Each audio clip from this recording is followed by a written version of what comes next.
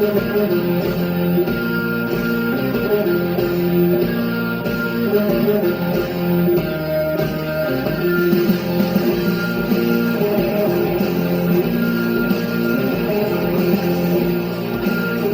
up, guys and gals? It's your buddy Carson Daly here. Thank you for finding us. Another edition of Last Call on NBC. This one's coming to you from 235th here in the heart of New York City. Got a good one tonight. Van Helsing star Kelly Overton is our subject for the Last Call Spotlight. Musically, we're going to do Explosions in the Sky. They performed at the FYF Fest in Los Angeles. We've captured that for you. And we're going to start here. Remember Superstore debuted last year right here on NBC, and with it, introduced one of the funniest ensembles on TV. Well, right now we'll head to Redbury in Hollywood and introduce you to one of the show's stars. Here's Ben Feldman on Last Call. There's always, as an actor, that guy you went to high school with that you haven't talked to in decades that all of a sudden contacts you to tell you, hey man, I caught your show. It's good. It's good. You hear that tone and you just want to be like, I don't need, there's so many reviews. I could just Google my show and see so much hate. That's my favorite, is that tone. The tone that's like, it's good. In their mind, you're going to go, you know what? I hear in your tone there's something else. Come sit down with me. Let me grab a pen and paper and I'm going to take notes about what it is you specifically think I should do. I'm so excited. Thank you so much, Steve. That's so kind of you to half fake that you like my show. Go back to not talking to me for 10 years. My name is Ben Feldman, and I am on NBC's Superstore. I'm here today in hopes that maybe America will chime in and tweet at me and compliment me because I hate myself. I'm having this baby here! I took part in a cow birth once. The cat died, but I learned what not to do. Cheyenne, this is unacceptable. You're suspended with pay. What you did back there was awesome. They let me go. What? They fired Glenn, so about that walkout. At the end of season 1, all of the Cloud9 employees walk out of the store. I know you're scared, but rest assured, Cloud9 will be fine without you. My cast breaks my balls so much for saying this, and I will say this, I don't care. There's a Shakespearean element to it. Yeah, I said it. In that you kind of play to the groundlings and you play to the aristocracy and you kind of have jokes in there for everybody. What are you doing, man? We're protesting. Oh, what? It's a dumb show that sneaks in smart jokes, or it's an obnoxious elitist show that sneaks in a lot of regular person funny jokes. We kind of cover everything.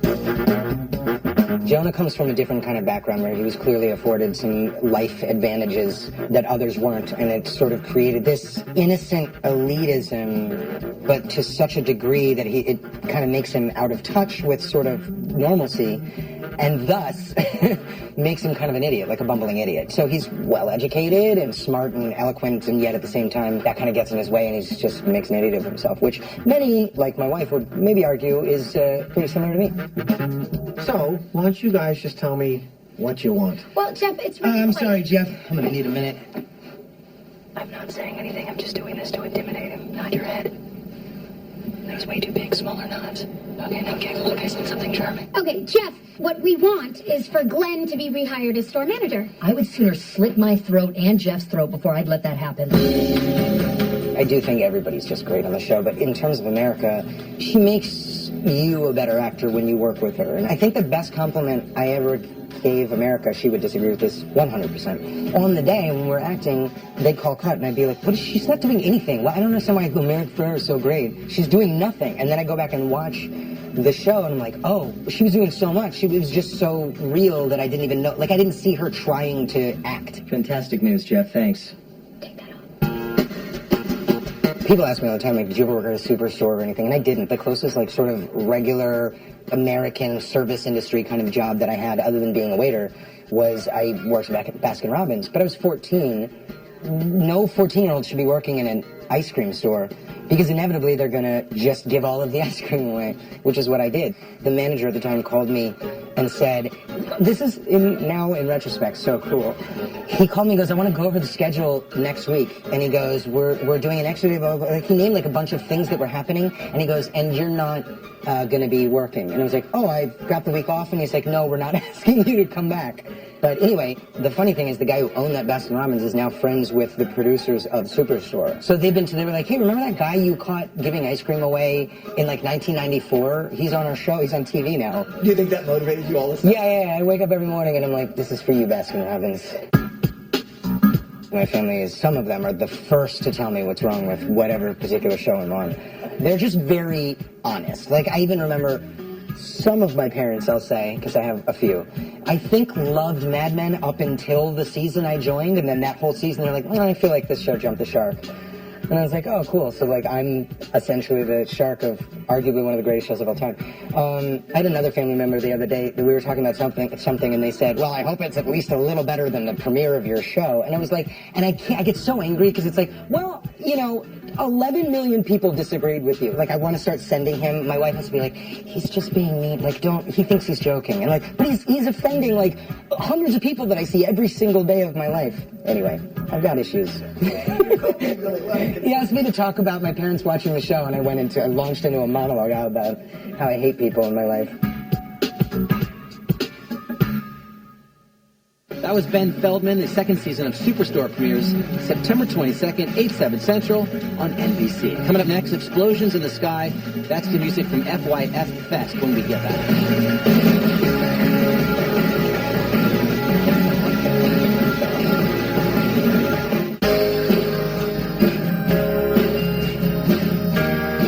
Welcome back to Last Call. Last week we featured music from FYF Fest, LA's coolest music festival. We did it all week. Well, there's so much great music that we're going to continue that this week. Tonight we've got another great band for you. It's a Texas post-rock band. They're called Explosions in the Sky. To Exposition Park in LA we go for tonight's music.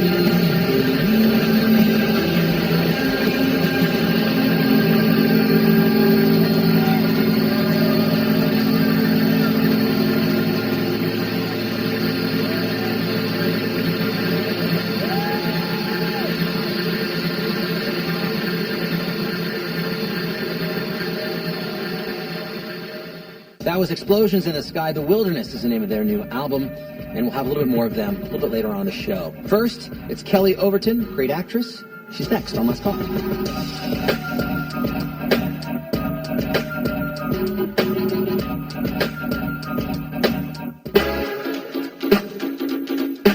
Welcome back. Kelly Overton has graced the small screen in supporting roles in shows like True Blood, NCIS, and Numbers. Well, now you can catch her as the main attraction in the new sci-fi series Van Helsing. Here she is at the Hudson in West Hollywood on Last Call. Trying to fit in time to train was really difficult. We'd sit there and we'd do some curls right before camera, you know. I mean, not while we're shooting, you know, but like, yeah, we'd quickly, like, you know, lift. Even though you're vulnerable in the show, let's just be clear, you could kick my ass right now, right? Probably. I would never. But you could. You think so? Hey, I'm Kelly Overton, and I play Vanessa Van Helsing in Van Helsing. I had a dream once. Our world had ended. Vampires had taken over. And I was the only one that could stop them. It was no dream. You want me? Here I am. This version of Van Helsing, it's a woman, if you didn't know. And the show takes place in the future. And it's post-apocalyptic, and the world has been overrun by vampires. I play Vanessa, and I wake up from a coma that I've been in for 3 years. So I've missed the whole apocalypse, the whole downfall of the world. I emerged from a 3-year coma to be awoken by blood being sparked on my face. From there, it just gets bloodier and bloodier. She's just kind of code red, bloodthirsty, and just rashing people. And then when she's killed them all, just kind of stands up and starts taking in her surroundings and realizes she doesn't know where she is. She wakes up to discover that she has supernatural powers. One being that she can heal, and the other being that when she's bitten by a vampire, it turns them human. The vampires want her for their own reasons, and the humans want her also, and she doesn't know who to trust. And it kind of is this journey of the acceptance or rejection of those powers, and I don't know what she's going to do with them.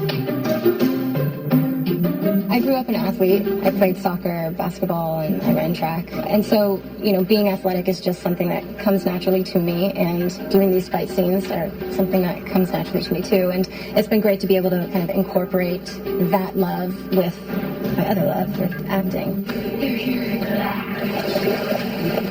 They just killed. Here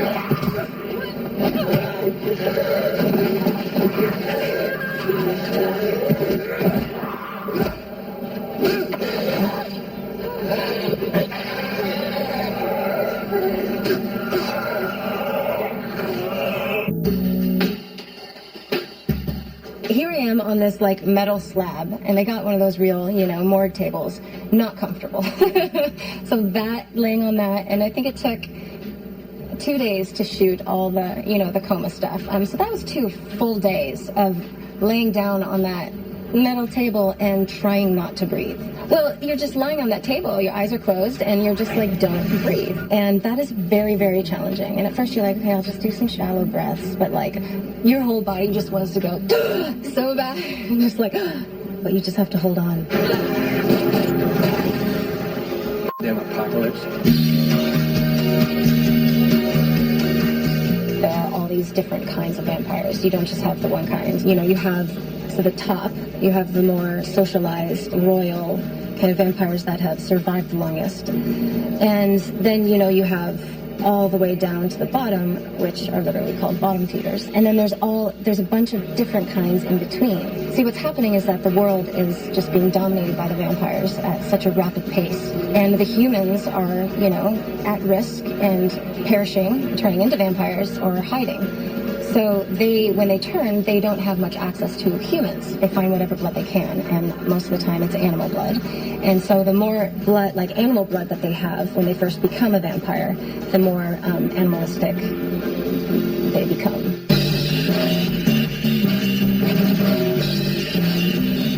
It's the perfect timing because it's very relevant to have these strong female characters. I didn't really focus on the fact that I was playing a traditionally male character, but at the same time, I'm just playing a person. Like, I'm just playing that character, and we're doing something so new with it. But now just kind of seeing that escalate into being able to carry a show where, you know, there's nothing holding me back from just being as strong and as powerful and as kick-ass as I can be.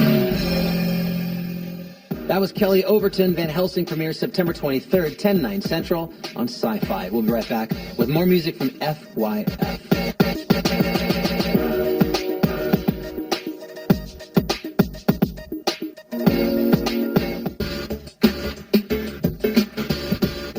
And this concludes another episode of Last Call. Thanks to everybody here at 235th and the folks at FYF Festival for making it possible. And on that note, we'll send you back to Exposition Park in LA for a little more music from Explosions in the Sky. We'll see you soon.